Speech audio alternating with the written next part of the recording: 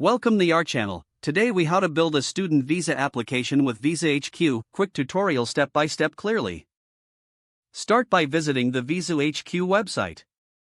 On the home page, look for the student visa section. Click on the student visa option to explore the available countries.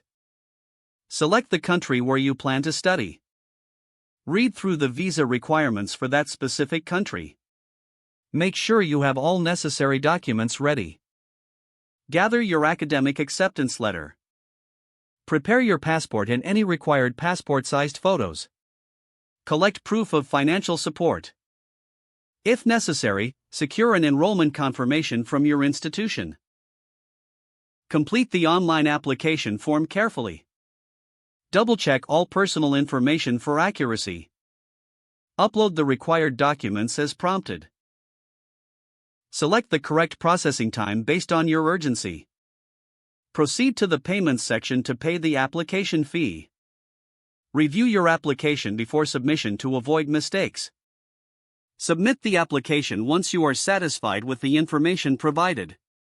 After submission, keep track of your application status on the VisaHQ portal. Follow any additional instructions provided by VisaHQ or the embassy. Prepare for your visa interview if your application requires one. Once approved, make sure to review any entry requirements for your destination. If the page does not load, refresh the browser or try again in a private or incognito window. Make sure you are using the correct email address, then retype it carefully to avoid small typos. If your password is not accepted, use the reset option and create a new strong password you can remember.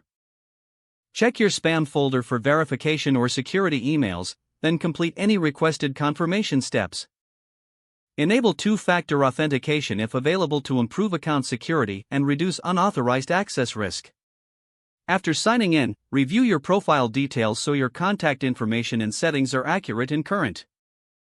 If you see an error message, note it down and try again after restarting your device and internet connection. Don't forget to like this video and subscribe to our channel for more step-by-step tech guides.